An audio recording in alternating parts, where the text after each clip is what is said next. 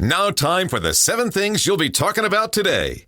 Number 7. Liberal United States Senators Elizabeth Warren of Massachusetts and Bernie Sanders of Vermont are playing pretty coy about supporting murder for CEOs they do not like.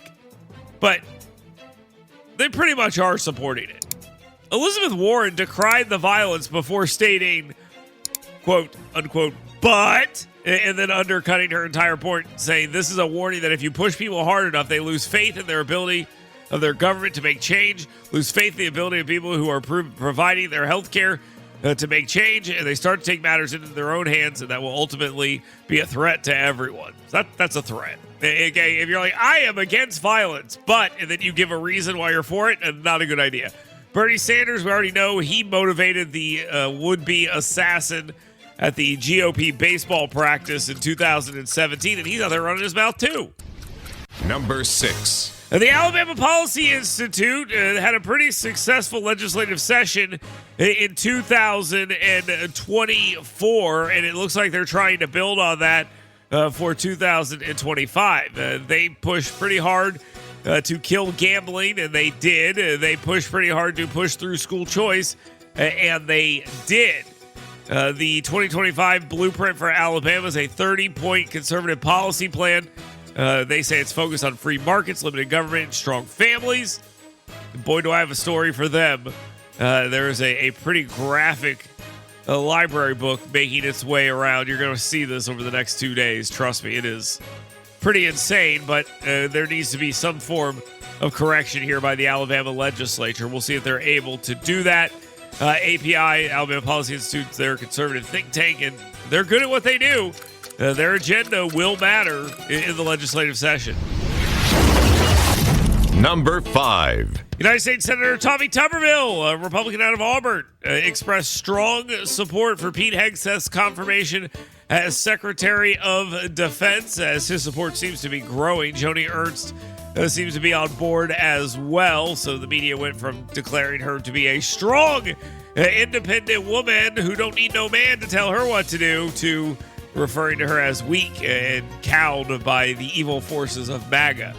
Either way, Tuberville is highlighting Hegseth's understanding of military priorities like Huntsville's Redstone Arsenal and the significance of U.S. Space Command. Tuberville also pointed out that Hegseth may not lead the discussion on Space Command, but he would participate in related discussions, emphasizing the urgency of advancing U.S. capabilities in space to counter global competitors. If confirmed, Hegseth, the Bronze Star recipient, plans an early visit to the state of Alabama to gauge the state's national security implications. Number 4. Alabama House Majority Leader Scott Stathhagen, a Republican out of Hartselle, is defending his newly filed House Bill 67 that during the 2025 session that has been pre-filed, aiming to ban public schools and libraries from sponsoring drag performances for minors without parental consent, and to restrict minors from sharing facilities with the opposite sex during state-sponsored overnight programs. All completely reasonable, and something that has to happen because the freaks on the other side have decided they want to do the opposite of all those things. They want more drag shows in schools. Hi, Andrea Alvarez, a Huntsville City School Board member. Remember when you doxed my kid after saying that you wanted more drag queens in schools? Remember how stupid that was? Yeah, well, this is the pushback to that, you imbeciles. He also called it grooming, which is good. Start using that word. It means something, and it's true. Number 3. House Armed Services Committee Chairman Mike Rogers, a Republican out of Sacs, is taking a little bit of heat because the Smackdown from Sacktown has said, hey, look, there's no reason to put a ban on gender-affirming care into the NDAA, the National Defense Authorization Act, because that'll slow it down from getting passed if we bog it down with this stuff that we don't need to put in here. Now, he's not saying he is against. And by the way, it's not gender-affirming care, okay? If it was gender-affirming care, a boy would say, I'm a girl, and then the doctor would say, no, you're a boy. That would be gender-affirming care. This is not that. But either way, what's happening here is unnecessary. That's Rogers' argument, and he's not wrong. Rodgers' argument is basically, look, Trump's coming in. This stuff's going to stop. We don't have to put this in here. Let's get this thing passed. There's no reason to bog it down with some of the social issues, culture war stuff, which, by the way, Republicans won the culture war. Just so you guys know, Republicans won the culture war. Number 2.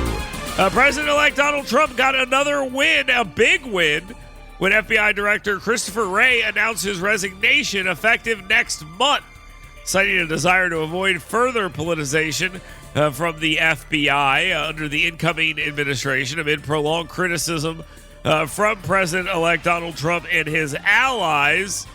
Wray is gone. Trump, who had also previously expressed dissatisfaction with Wray's leadership and accused him of failing to hold the FBI accountable for past controversies, which is true, will nominate Kash Patel, a former National Security Council official, as Wray's replacement. And then Kash Patel will then put the entire FBI in jail, apparently. That's what's happening. While Wray emphasized the FBI's commitment to independence and the rule of law in his farewell remarks, Patel expressed readiness to assume leadership, though his Senate confirmation remains uncertain. It's pretty much done, especially now that Wray has stepped down. They can do all the screaming and gnashing of teeth. That's over. Now, time for the number 1 thing you'll be talking about today. Oh no, the consequences of my actions. What am I going to do? Well, let me help you out with what you're going to do. You're going to say, adios, amigo. Illegal immigrants in Alabama are grappling with heightened anxiety as President-elect Donald Trump prepares to implement what he has called the largest deportation effort in U.S. history, sparking fear and uncertainty among DACA recipients known as dreamers, but really just illegals with extra steps. Let's remember that. That is what they are. These are illegals who are here illegally doing illegal things. Now, if you want to deal with these illegals, build the wall, stop people from coming in, deport bad guys, and you could have that. You could have had that 10 years ago. Many, like Birmingham resident Aislinn Romero, feel unsafe in public spaces. Okay. While others express concerns about losing the lives and opportunities they have built. All right. A young social worker who immigrated as a child and now aids others in her community. You mean other illegal immigrants? That's what we're talking about here? We're paying you to help other illegal immigrants be illegal? Good luck. Advocacy groups are working to provide resources and encourage immigrants to understand their rights. Like, here's a right to get the hell out. Adios. But fear of deportation has limited organizing efforts in the community. You know why? Because you're illegal. Okay? That's it. Oh, they're isolated and deeply worried about the future. Yes, you should be. You're in a country illegally. You broke the law to come here. You're taking advantage of the people that live here.